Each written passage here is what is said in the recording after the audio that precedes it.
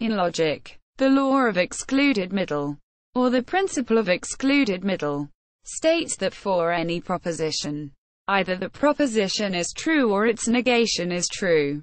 It is the third of the three classic laws of thought. The law is also known as the law, or principle, of the excluded third. In Latin principium tertii exclusi. Another Latin designation for this law is tertium non datur. No third possibility is given. The earliest known formulation is in Aristotle's discussion of the principle of non-contradiction, first proposed in On Interpretation, where he says that of two contradictory propositions, i.e., where one proposition is the negation of the other, one must be true, and the other false. He also states it as a principle in the Metaphysics Book 3, saying that it is necessary in every case to affirm or deny, and that it is impossible that there should be anything between the two parts of a contradiction.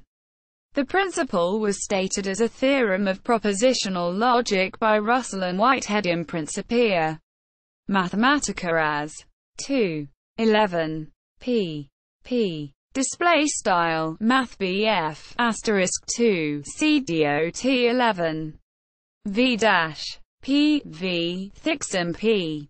The principle should not be confused with the semantical principle of bivalence, which states that every proposition is either true or false. Classic laws of thought.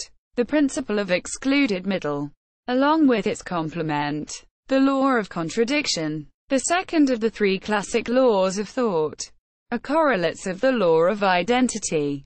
The first of these laws, analogous laws. Some systems of logic have different but analogous laws.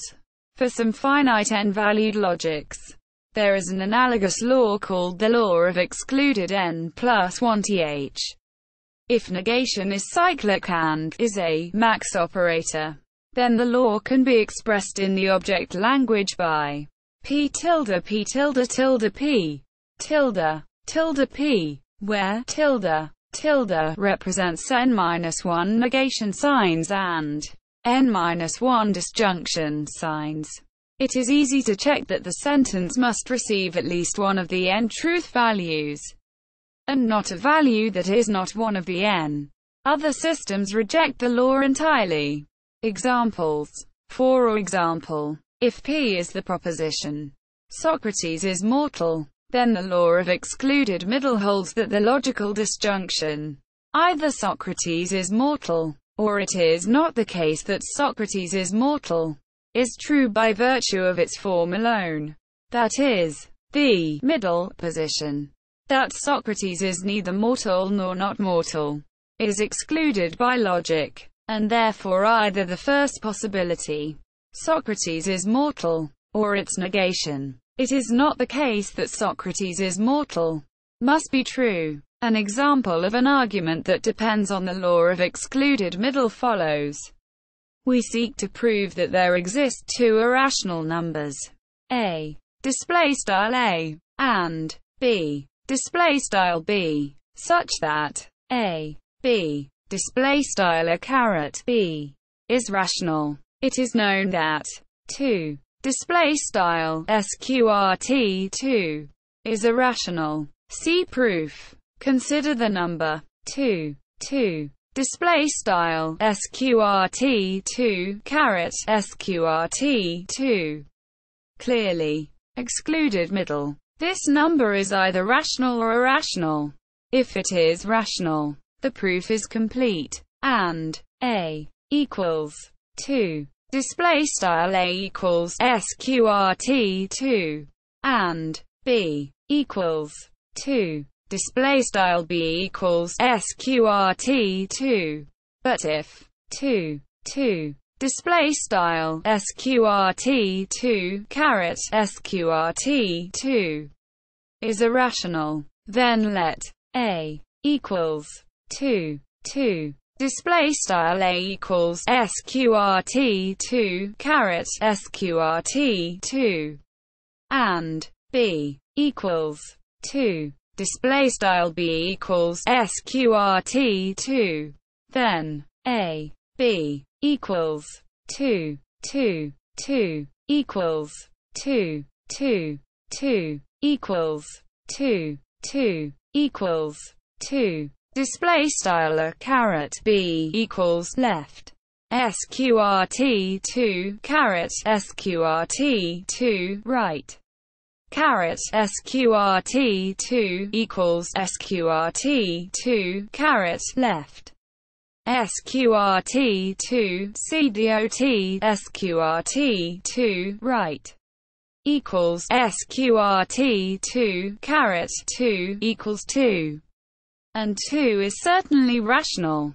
This concludes the proof. In the above argument, the assertion, this number is either rational or irrational, invokes the law of excluded middle.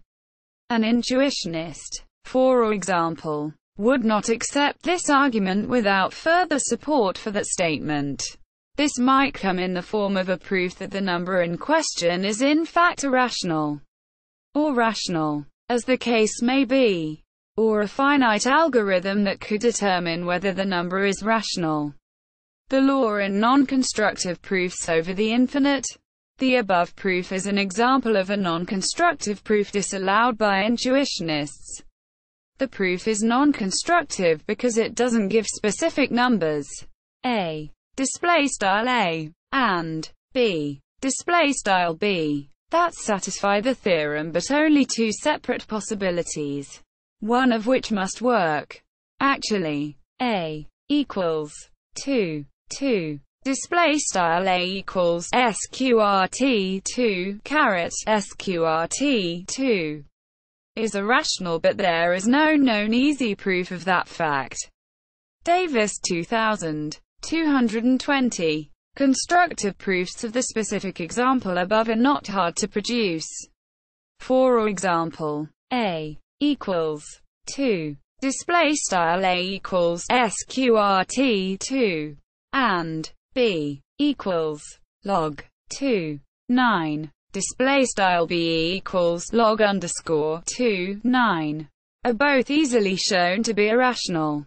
And a, b equals 3, display style a caret b equals 3, a proof allowed by intuitionists.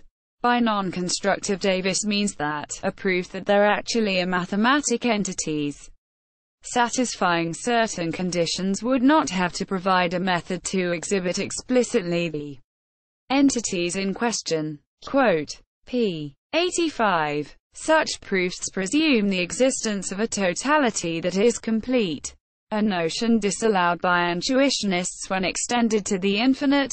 For them, the infinite can never be completed. In classical mathematics there occur non-constructive or indirect existence proofs, which intuitionists do not accept. For example, to prove there exists an n such that p, n, the classical mathematician may deduce a contradiction from the assumption for all n, not p, n, under both the classical and the intuitionistic logic. By reductio ad absurdum, this gives not for all n, not p, n. The classical logic allows this result to be transformed into there exists an n such that p, n, but not in general the intuitionistic. The classical meaning that somewhere in the completed infinite totality of the natural numbers there occurs an n such that p, n, is not available to him, since he does not conceive the natural numbers as a completed totality. Claney 1952. 49-50. Indeed, David Hilbert and Lutz and E. J. Brouwer both give examples of the law of excluded middle extended to the infinite. Hilbert's example, the assertion that either there are only finitely many prime numbers or there are infinitely many, quoted in Davis 2000. 97. And Brouwer's, every mathematical species is either finite or infinite. Quote, Brouwer 1923 and Van Heijenoort 1967. 336. In general, intuitionists allow the use of the law of excluded middle when it is confined to discourse over finite collections, sets, but not when it is used in discourse over infinite sets, e.g., the natural numbers. Thus intuitionists absolutely disallow the blanket assertion for all propositions P concerning infinite sets D. P a tilde P. Claney 1952. 48. For more about the conflict between the intuitionists, e.g., Brouwer, and the formalists, Hilbert, see Foundations of Mathematics and Intuitionism. Putative counterexamples to the law of excluded middle include the liar paradox, Aquinas paradox. Certain resolutions of these paradoxes, particularly Graham Priest-style atheism as formalized in LP, have the law of excluded middle as a theorem, but resolve out the liar as both true and false. In this way, the law of excluded middle is true, but because truth itself, and therefore disjunction, is not exclusive, it says next to nothing if one of the disjuncts is paradoxical, or both true and false. History. Aristotle. Aristotle wrote that ambiguity can arise from the use of ambiguous names, but cannot exist in the facts themselves. It is impossible, then, that being a man should mean precisely not being a man. If man not only signifies something about one subject but also has one significance, and it will not be possible to be and not to be the same thing, except in virtue of an ambiguity. Just as if one whom we call man, and others were to call not man. But the point in question is not this, whether the same thing can at the same time be and not be a man in name, but whether it can be in fact. Metaphysics 4.4. W. D. Ross. Trans. GBWW 8. 525–526. Aristotle's assertion that it will not be possible to be and not to be the same thing, which would be written in propositional logic as pp, is a statement modern logicians could call the law of excluded middle. pp, as distribution of the negation of Aristotle's assertion, makes them equivalent, regardless that the former claims that no statement is both true and false, while the latter requires that any statement is either true or false. However, Aristotle also writes, since it is impossible that contradictories should be at the same time true of the same thing, obviously contraries also cannot belong at the same time to the same thing. Book IV. Ch. 6. p. 531. He then proposes that there cannot be an intermediate between contradictories, but of one subject we must either affirm or deny any one predicate. Book IV. Ch. 7. p. 531. In the context of Aristotle's traditional logic, this is a remarkably precise statement of the law of excluded middle. pp. Leibniz. Its usual form. Every judgment is either true or false. Footnote 9. Quote, from Kolmogorov in Van Hygenort. p. 421. Footnote 9. This is Leibniz's very simple formulation. See Nouveau Essays. IV. 2. Quote, Ibid p. 421. Bertrand Russell in Principia Mathematica. Bertrand Russell asserts a distinction between the law of excluded middle and the law of non-contradiction. In the Problems of Philosophy, he cites three laws of thought as more or less self-evident, or a priori, in the sense of Aristotle. 1. Law of identity. Whatever is. Quote, 2. Law of non-contradiction. Nothing can both be and not be. Quote, 3. Law of excluded middle. Everything must either be or not be. Quote, these three laws are samples of self-evident logical principles. p. 72. It is correct, at least for bivalent logic, i.e., it can be seen with a Carnot map, that Russell's law 2 removes the middle of the inclusive are used in his law 3. And this is the point of Reichenbach's demonstration that some believe the exclusive or should take the place of the inclusive or. About this issue, in admittedly very technical terms, Reichenbach observes, the tertium non datur 29 x f x tilde f x is not exhaustive in its major terms and is therefore an inflated formula. This fact may perhaps explain why some people consider it unreasonable to write 29 with the inclusive or, and want to have it written with the sign of the exclusive or. 30 x f x tilde f x, where the symbol signifies exclusive or, in which form it would be fully exhaustive and therefore nomological in a narrower sense. Reichenbach, p. 376. In line 30, the x means for all, or for every, a form used by Russell and Reichenbach. Today the symbolism is usually for all, x.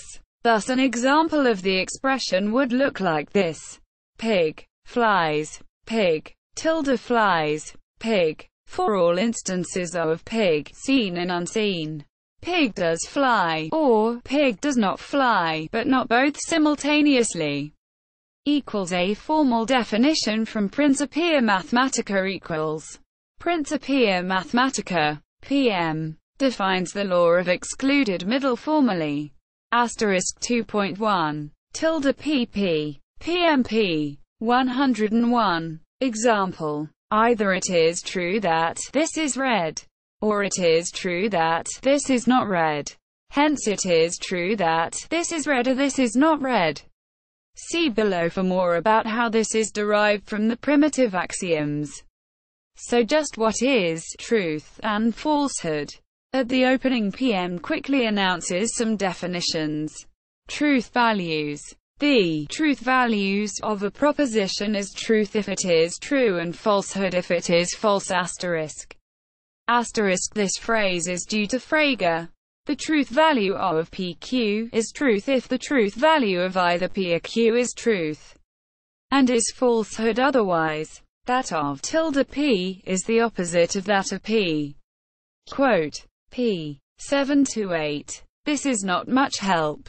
But later, in a much deeper discussion, definition and systematic ambiguity of truth and falsehood, Chapter 2, Part 3, p. 41 ff. PM defines truth and falsehood in terms of a relationship between the A and the B and the percipient. For example, this A is B. E.g., this object A is red really means object A is a sense datum, and red is a sense datum, and they stand in relation to one another and in relation to I. Thus what we really mean is, I perceive that this object A is red, and this is an undeniable by third-party truth. PM further defines a distinction between a sense datum and a sensation.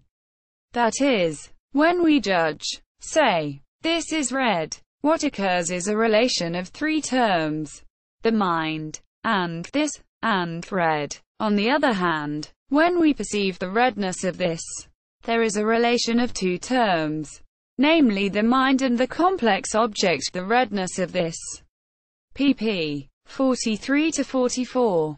Russell reiterated his distinction between sense datum and sensation in his book The Problems of Philosophy, 1912, published at the same time as PM, 1910-1913.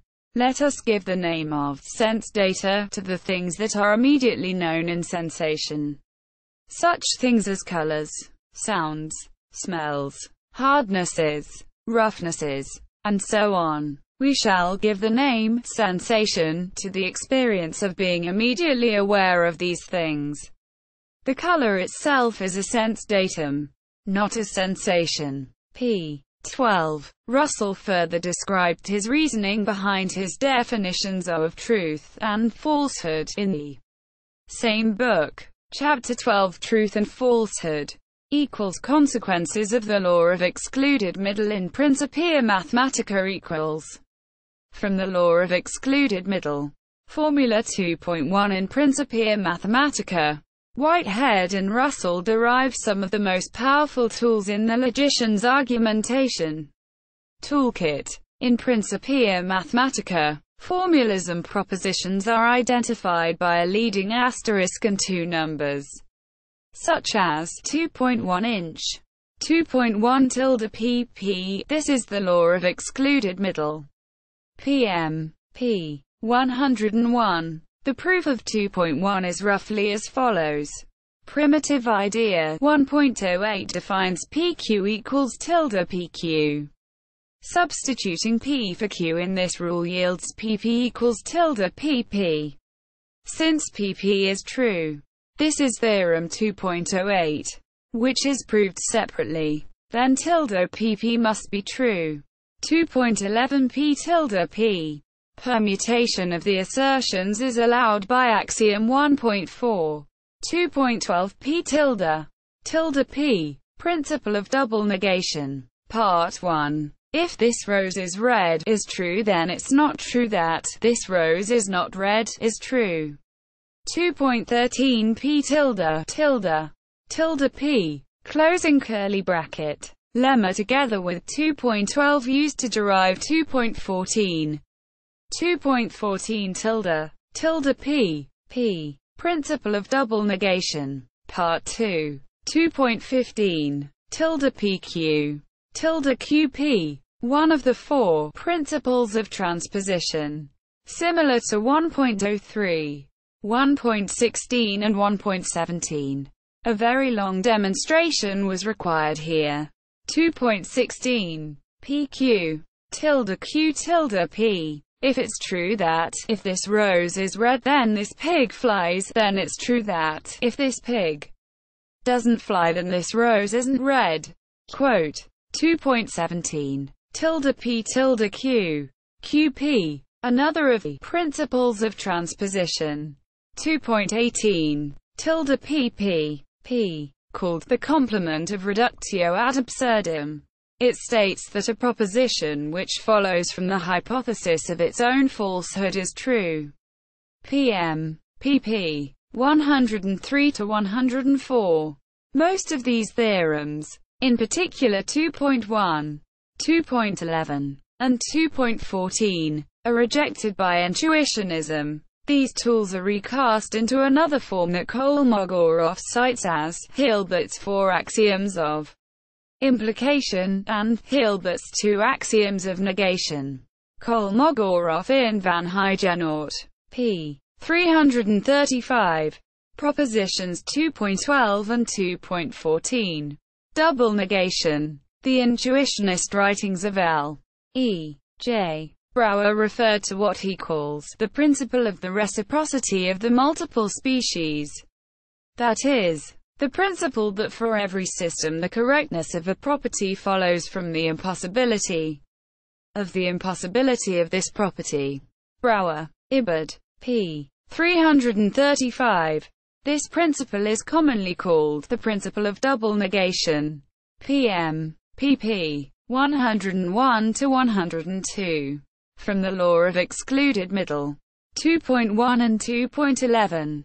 PM derives principle 2.12 immediately. We substitute tilde p for p in 2.11 to yield tilde p tilde p, and by the definition of implication, i.e., 1.01 pq equals tilde pq. Then tilde p equals p tilde p qed. The derivation of 2.14 is a bit more involved. Criticisms. Many modern logic systems replace the law of excluded middle with the concept of negation as failure. Instead of a proposition either being true or false, a proposition is either true or not able to be proven true. These two dichotomies only differ in logical systems that are not complete.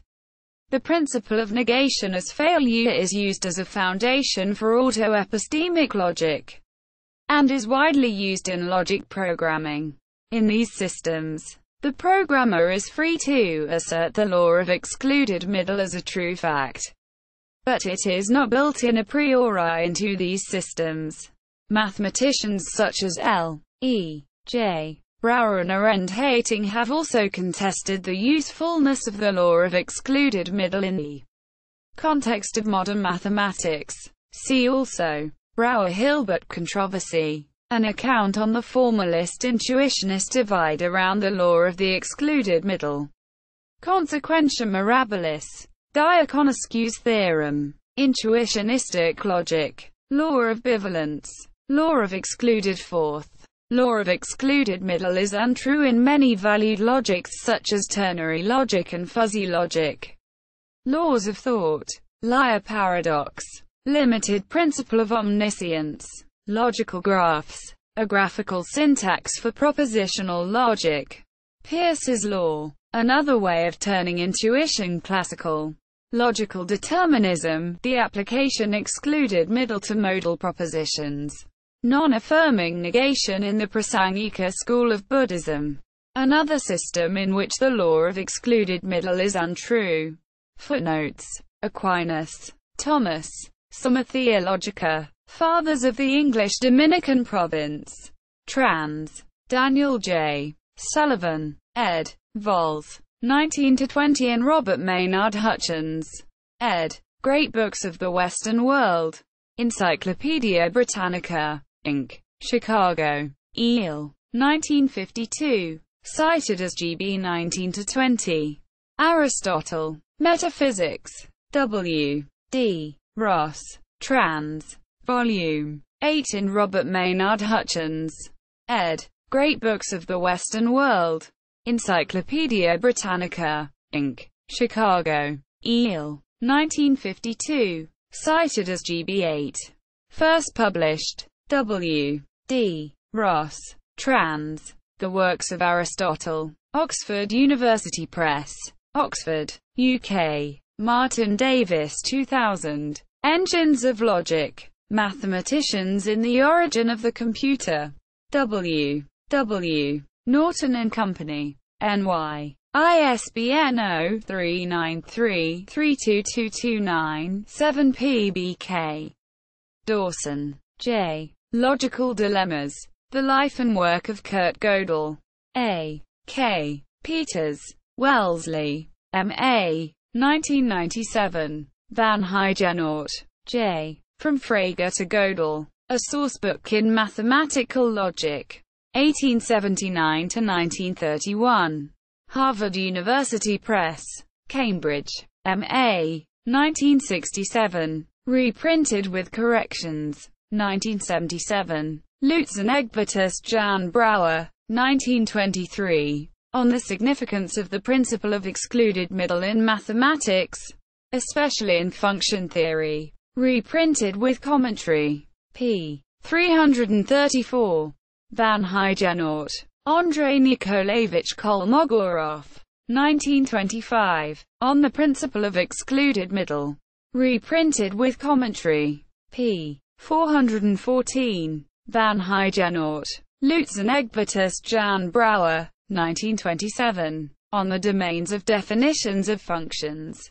Reprinted with commentary. p. 446. Van Heijenoort. Although not directly germane, in his 1923, Brouwer uses certain words defined in this paper. Lutz and Egbertus Jan Brouwer, 1927. 2. Intuitionistic Reflections on Formalism. Reprinted with commentary. p. 490. Van Heijenoort. Stephen C. Claney 1952 Original printing. 1971 6th printing with corrections. 10th printing 1991. Introduction to Meta-Mathematics. North Holland Publishing Company. Amsterdam NY. ISBN 0-7204-2103-9. Neal, W. and Neal, M. The Development of Logic. Oxford University Press. Oxford, UK. 1962. Reprinted with corrections. 1975. Alfred North Whitehead and Bertrand Russell. Principia Mathematica 2*56. Cambridge at the University Press 1962. Second edition of 1927. Reprinted. Extremely difficult because of arcane symbolism, but a must-have for serious logicians. Bertrand Russell. An Inquiry into Meaning and Truth. The William James Lectures for 1940 delivered at Harvard University. Bertrand Russell. The Problems of Philosophy. With a new introduction by John Perry. Oxford University Press. New York. 1997 edition. First published 1912. Very easy to read. Russell was a wonderful writer. Bertrand Russell. The Art of Philosophizing and Other Essays. Littlefield. Adams & Co. Totowa. N.J. 1974 edition. First published 1968. Includes a wonderful essay on the art of drawing inferences. Hans Reichenbach. Elements of Symbolic Logic. Dover. New York. 1947. 1975. Tom Mitchell. Machine Learning. W.C.B. McGraw-Hill. 1997. Constance Reed. Hilbert. Copernicus. Springer Verlag New York, Inc. 1996. First published 1969. Contains a wealth of biographical information, much derived from interviews. Bart Cosco. Fuzzy Thinking. The New Science of Fuzzy Logic. Hyperion. New York. 1993. Fuzzy Thinking at its finest. But a good introduction to the concepts. David Hume. An Inquiry Concerning Human Understanding. Reprinted in Great Books of the Western World Encyclopedia Britannica.